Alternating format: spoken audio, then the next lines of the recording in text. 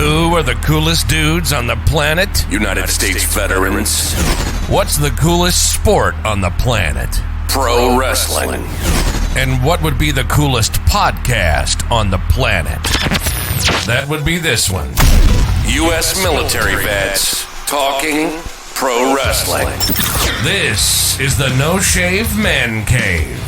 Two badass disabled vets sharing their love of pro wrestling, giving you their perspective as fans, talking about current events and matches, history of titles, and who knows what else. Let's do it. Welcome to the No Shave Men Cave. Now your hosts, Ellie Jair and Jay Tilley. Ladies and gentlemen, boys and girls, children of all ages, wrestling fans, and sports entertainment fans, welcome to the No Shave Man Cave, that wild Wednesday night dynamite preview. I'm Ellie Jair. I am Jay Tilley. Man, forgot for a minute. The T stands for tantalizing. What do you think, man? This is going to be a fun show. It's coming to us from Las Vegas. Viva Las Vegas. In prep for Double or Nothing. And this is their go-home show. And I think they're going to make it count. Yeah, you look at the match graphic card thing that they do. It's not as blow away, oh my God, this is going to be amazing, as what like last week and the week before were. However, I think there's some sleepers on this one for sure. I think the Orange Cassidy Kyle Fletcher match, oh my goodness, yeah, got a potential to be quite a banger. I mean, we'll go through match by match, but I think the matches they have listed are going to be worth watching.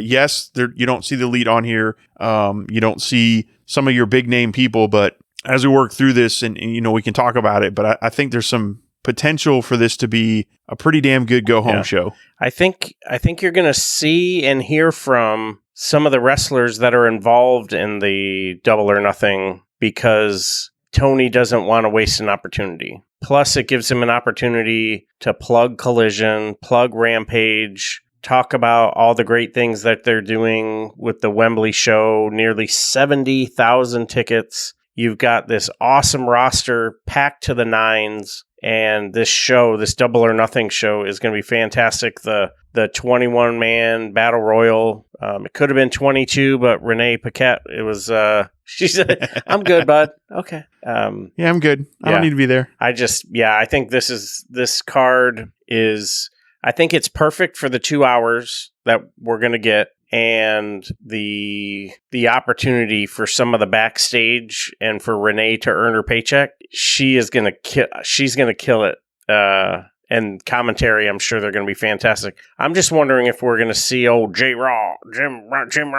I wonder if we're gonna see him or if it's gonna be Taz with. I don't think we'll see Jericho because he doesn't usually do Wednesdays. But yeah, so I think. Yeah, I think you'll have your standard Wednesday crew. So this is gonna be a good one. Plus, we get to see my girl, so I'm pretty excited. Old Miss Valkyrie.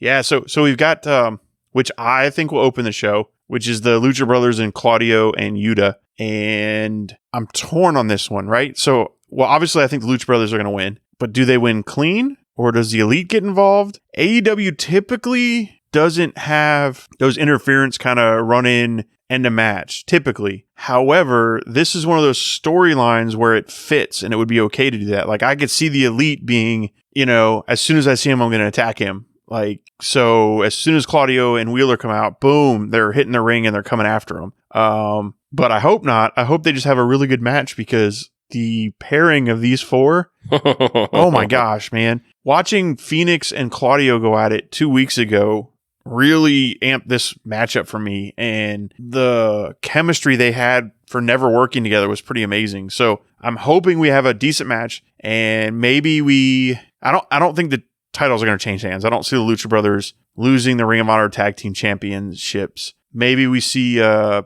don't know how the finish of this is going to go. It's intriguing because you're not going to want Claudio and Wheeler to get pinned clean going into Anarchy in the arena. You're not going to want your champions to get pinned and lose their title. So it's going to have to end in some kind of shenanigans, whether it's the Elite getting involved, whether it's the BCC jumping him and deciding that's enough's enough. I don't know. I'm curious how this is going to go, but I hope they give it 20 minutes to just do its thing, though, and let them have fun. That would be great. At least 20 minutes. Everybody gets their stuff in. Then Ray Phoenix and El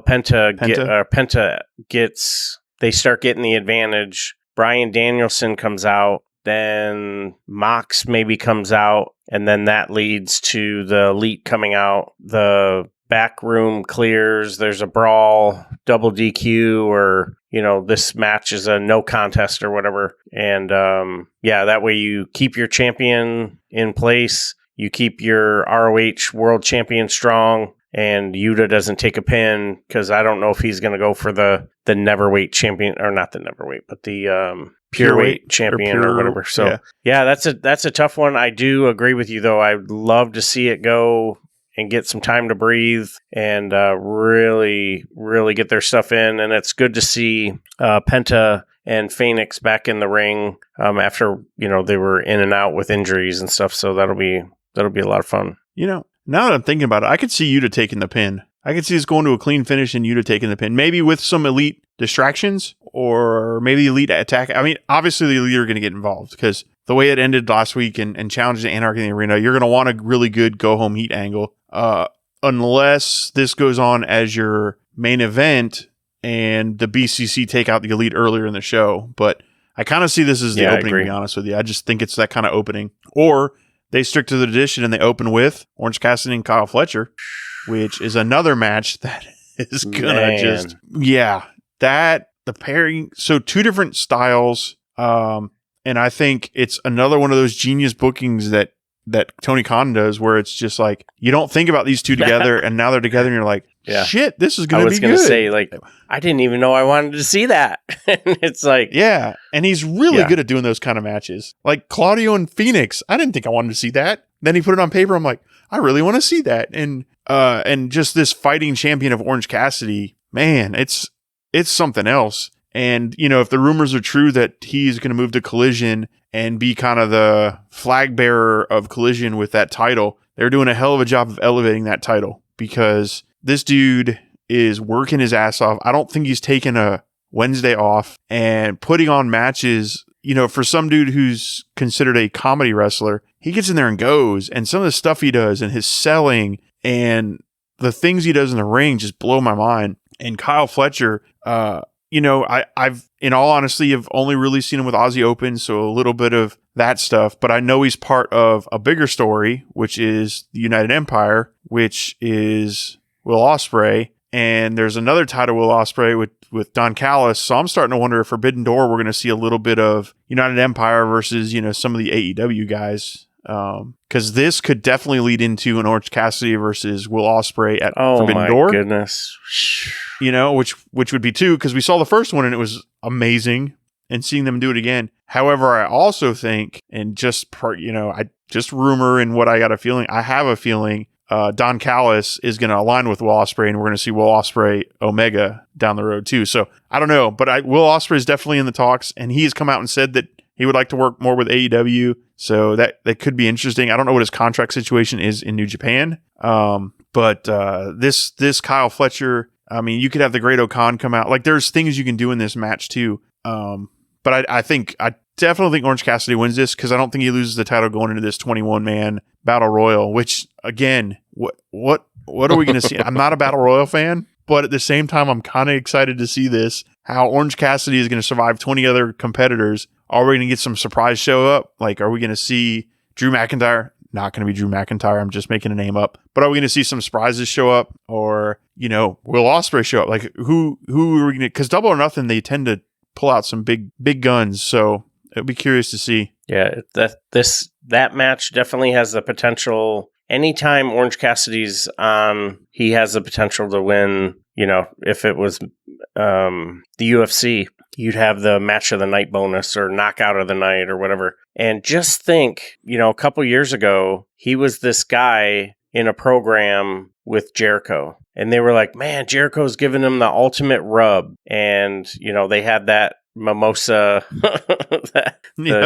We were there for that. And now here he is, your international champion. This is his 22nd, I think, defense or 23rd defense. And yeah, I agree. I think he gets the win. I think Kyle will be able to show some of what he can do ahead of the Double or Nothing pay-per-view, where he'll probably be in that battle royal, and they'll tussle again.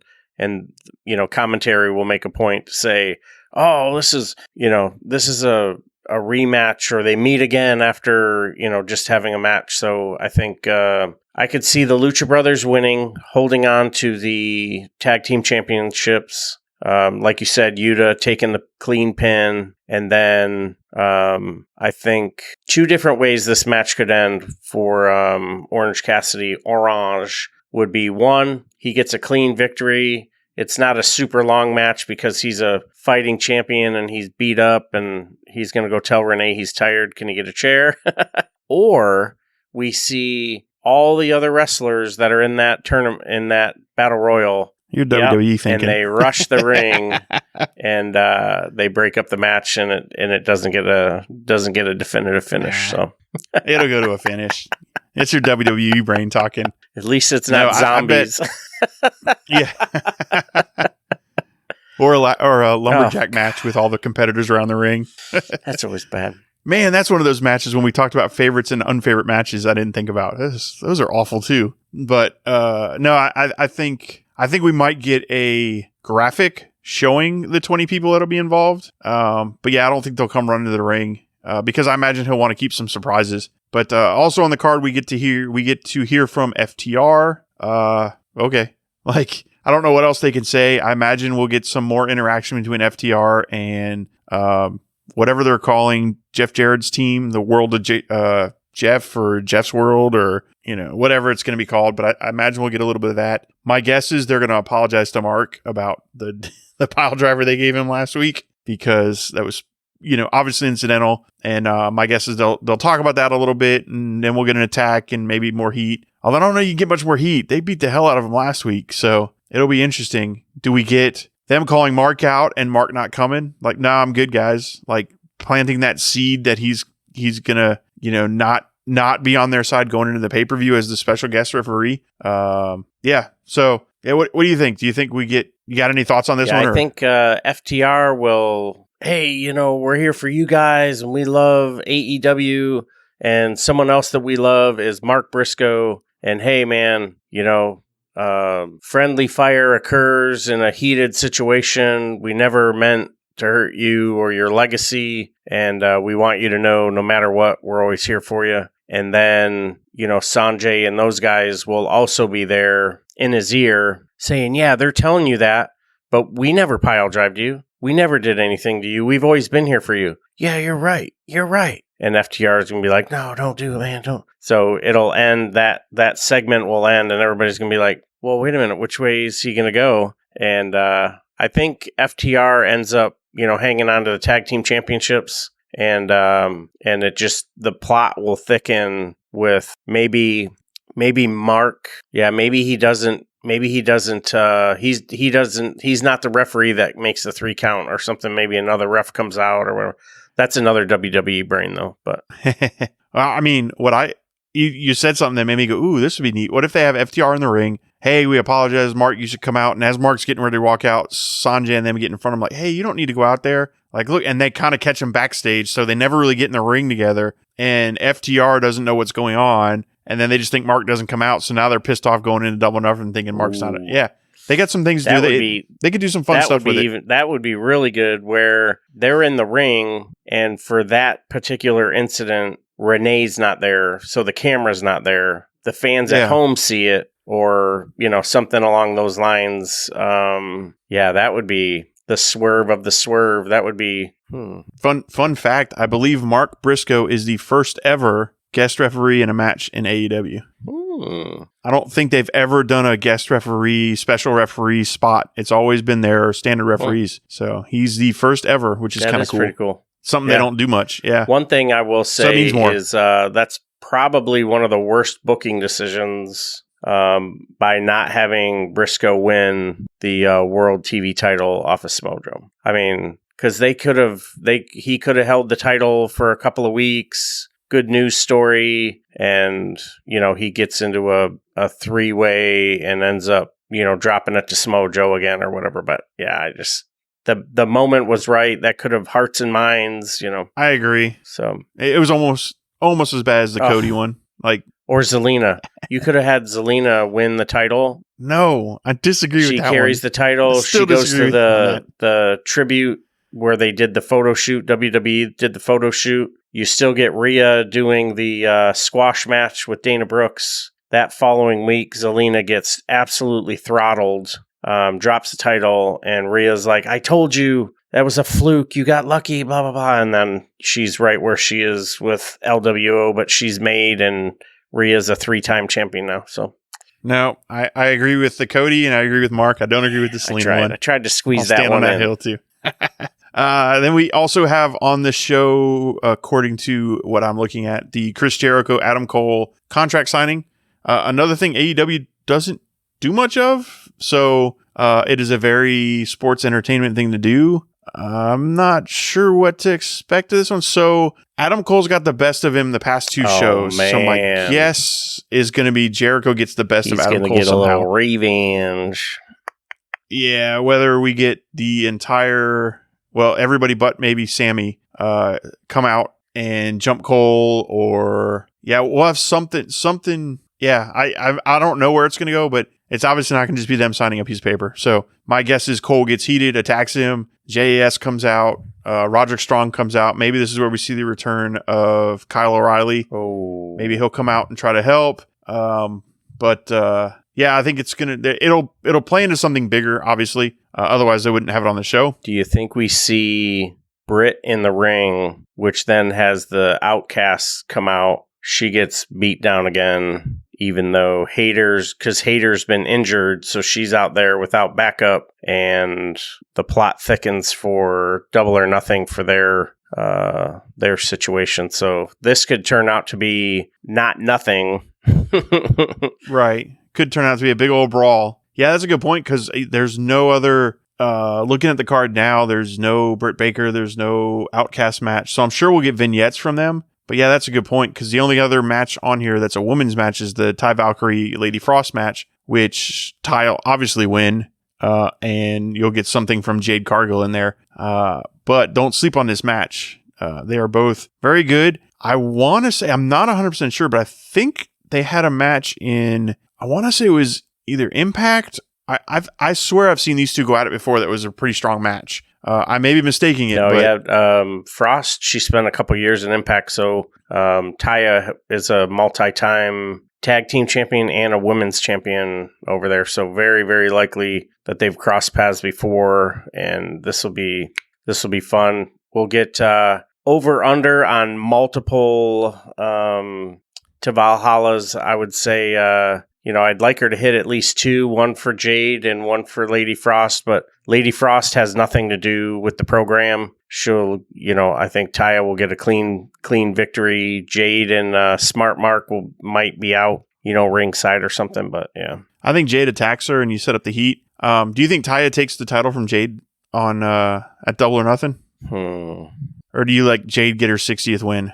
Or does Jade get her 60th win on Rampage and then loses at 61? Yeah, I think so. Yeah, I think the latter. I think it's a good time for Taya to take the title, sort of reinvigorate the TBS title ahead of Collision, and then gives the world title sort of a new story, a new element that's sort of circling. Oh, she's probably not ready to get into the world title picture, but you'd put her in some better programs with some better wrestlers to cut her teeth. But yeah, so she'll get her 60th win on Rampage, and then Taya will come out the victor and be your new TBS champion. Do you remember how many wins Goldberg had on his WCW run? Mm-mm.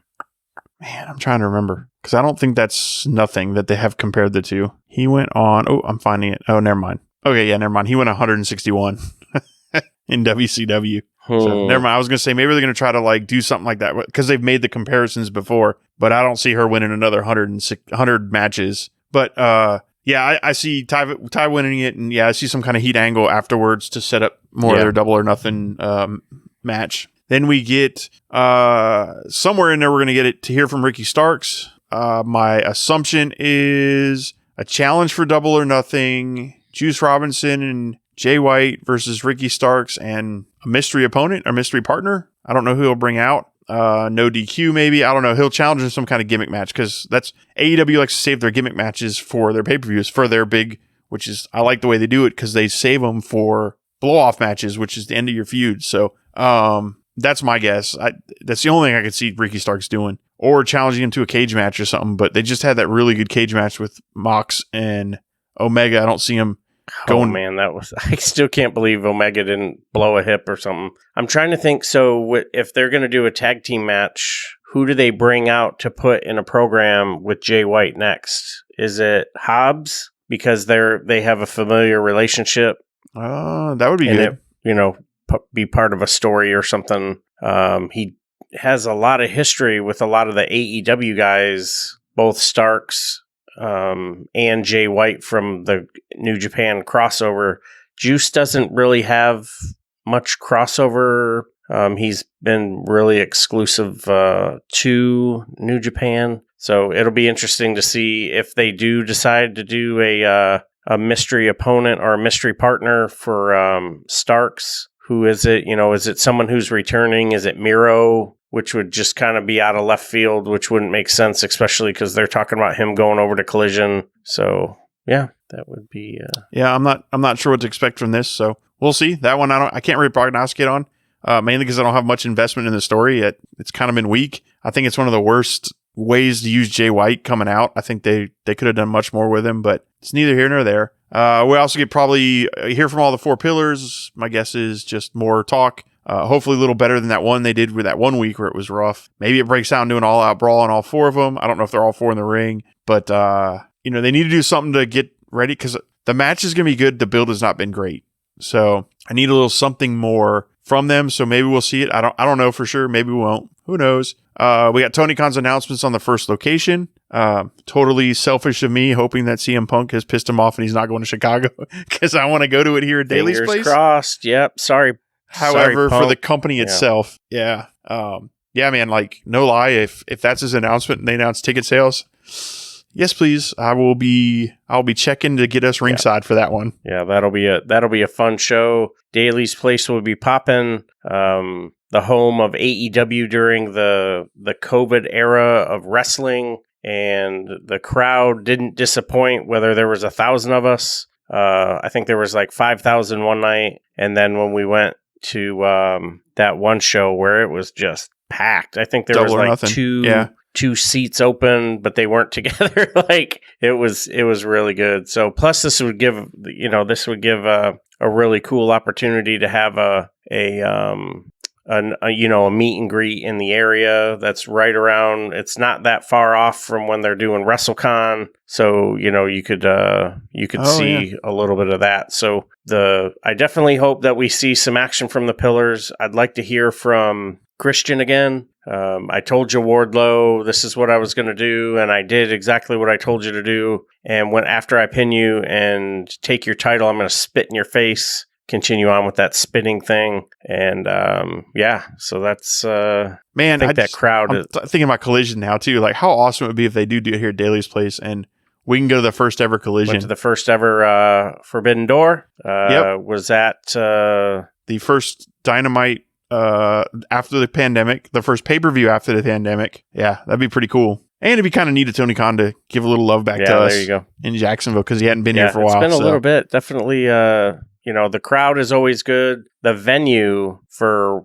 the environment, it's big enough and it's small enough to, give everybody a little bit of something. The merch, I want in on the merch. I was there. T-shirt is what I'm there for. Yep.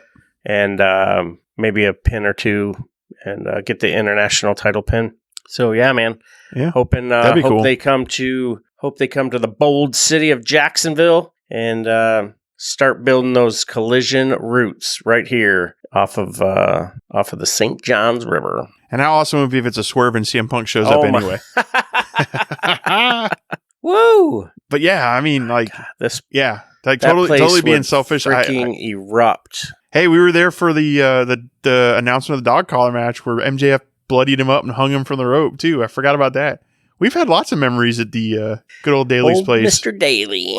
Yeah. So Collision would be a good one. And that would be, and the way he would spin the announcement would work too. Like, we're coming home. What a better place to do it. Even though, like, if you read all the media, you kind of know that they wanted to do United Center and it fell through with Punk not being there and everything. But I think Daly Place would be a cool way to do it. I feel like it would, it'd probably sell out pretty fast. I mean, it's happening the way it's supposed to then. You know, it's a dawning of a new era. They did wrestling different, which led WWE to do wrestling different. Yeah, I think I like the way you're looking at it too. Like, hey, we're giving back to you because you gave so much to us, and we want you to be part of our story. And here we are, Collision. We're gonna crown a new whatever. Hopefully, it's not a new title. Maybe a trophy or a tournament or something, or a freaking CM Punk returning, which I'm not over the moon about. But the crowd, I'm done with CM Punk. I mean. Like, I think the guy's a genius in the wrestling business. I would love to see Miro. I've always been a Miro mark, though. But as far as Punk goes, at this point, like, Tony Khan should just sue his ass, get his money back, and be done with the dude. Let him go to WWE. Let him be a cancer somewhere else because, and I don't want to take sides on the Elite versus CM Punk. I don't know the background. I don't know what happened I don't know what happened backstage. But I do know what I'm seeing now, and it seems kind of ridiculous. So it is what it is. And then we have, I think the last match they've announced is the Trios Champions, which is the House of Black versus Blake Christian, AR Fox, and Metalik. Yeah, Metalik. This ought to be good, man. I love watching Brody King throw around these little high flyers. So it ought to be good. Hopefully they don't. I don't know. I'm torn on the light thing. Like, I've watched that match back a couple times, and a couple times I like the lights, the all blacked out lights, and a couple times I'm like, oh, but I feel like I missed stuff. So I'm not sure how I feel about it, but I think this match will be fun. AR Fox, all three of them are great, so it should be a lot of fun. Yeah, with Metalik isn't the normal third man with this group, so it'll be interesting what chemistry they have. And like you said, Brody, the way they're booking him. He is your prototypical monster of a man. The skills of Mr. Rhea is just, I mean, he's really doing great work in the ring. And, Malachi Black is just he's awesome. So he's a great leader of that faction. And plus we'll get to see Julia Hart, which, I wish she had a match because she is freaking phenomenal. But, Buddy Matthews, he's going to bring it. AR Fox, he runs a wrestling school, and he's been in the game for a minute, and a long time, dude can go. So, I think everybody's going to bring a little something to the table. I don't necessarily mind the lights and the angles and the way they film it. I do agree there's stuff that you miss, and then you watch it the second time, and you're like, is this the same match? Is this, where was I?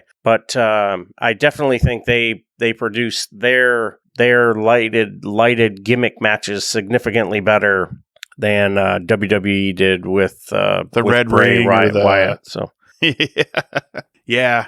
But that's it. That's all I've got on the card. I don't think I missed anything. Tony Khan announcement. Yep, I think that's it. I think the crowd is going to be into it. Hopefully they don't record the Ring of Honor before they do Dynamite, which I think they will. I think they'll do Rampage, then they'll do Ring of Honor, and then Dynamite. But that makes up for a long day for the fans, and I just don't want the show to suffer. Yeah, the good news is I hear they're changing that up now too. Yeah, so that'll be awesome. When Collision starts recording, they're going to do it'll be Dynamite followed by Rampage, or Rampage then Dynamite, more than likely, because Rampage will be kind of your opener stuff. And then they're going to do Ring of Honor and Collision on the same days. So that's cool. Like that'll break it up a little bit and give you a little more money, a little more bang for your money when you go to these shows, because 3 hours of wrestling, each time you go, which would be cool. Yeah, and if you ever get a chance to catch some of the Ring of Honor tapings, definitely a really cool showing. The Ring of Honor tapings include a lot of crossover with New Japan, and that roster of Ring of Honor is so much fun. So anytime you get a chance to see Ring of Honor wrestlers show up, let alone your World Tag Team Champions and your World Heavyweight Champion, no better showing than your champions right there on AEW programming, getting you ready for, oh, by the way, did I tell you I signed $1 billion TV deal? And I'm just, I hope you feel good about hitching your wagon to AEW. I wish I would have hopped on board a little sooner. And kudos to everything that the boys and girls in the back are doing to make this product exactly what the fans are looking for when they were looking for something new. And they continue to evolve and get better every episode. And man, it's I'm glad you turned me on to AEW wrestling. Don't make it weird. Pause was on purpose. I'm messing around. But good stuff, dude. Made your nipples hard.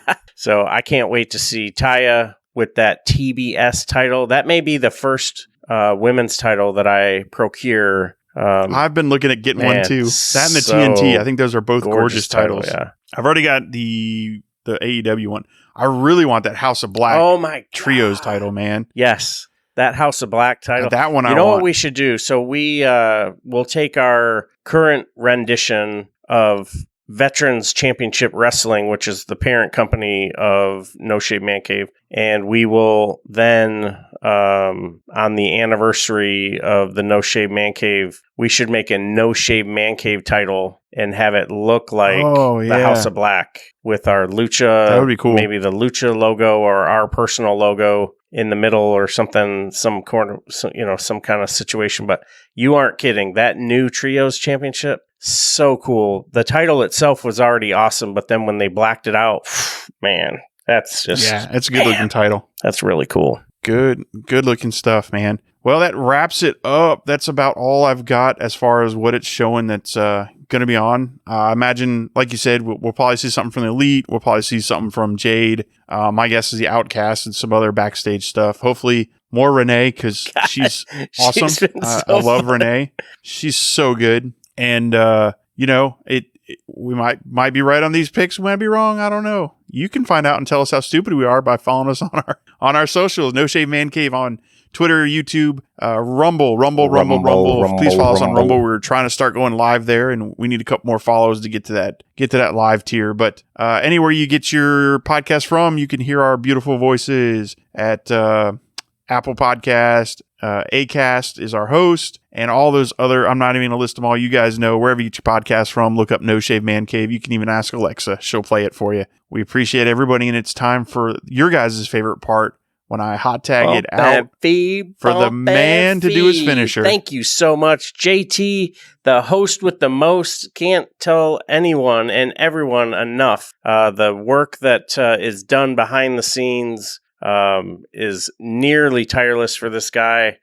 Total mad props to you. You are the greatest tag team partner a guy could have. To the crew over at the Fantasy Sports Corp, Angela, and the Fan Bus. So cool having us on. Can't tell you, it was so much fun. Great group, awesome feedback. Thank you so much. So if you like this, check us out, the No Shave Man Cave. Like, share, subscribe, follow us where you get your podcasts, your situations, and the YouTube and Rumble. That's where we want you. And keep on coming back. So thank you so much. Till next time, friends, fam, nothing but love. Keep doing what you do. Look out for yourselves. Look out for each other. And we'll see you on the floor. You've been listening to the No Shave Man Cave. If it's pro wrestling, we're talking about it. Unless we see something shiny and wander off into the woods. If you hang around long enough, we'll eventually come back. We hope you've enjoyed the show. Fire off your comments and be sure to leave us a 5-star rating, and we'll be back soon. But in the meantime, hit us up on Twitter, YouTube, and TikTok. at No Shave Men Cave. Y'all be cool, and we'll see you next time on the No Shave Men Cave.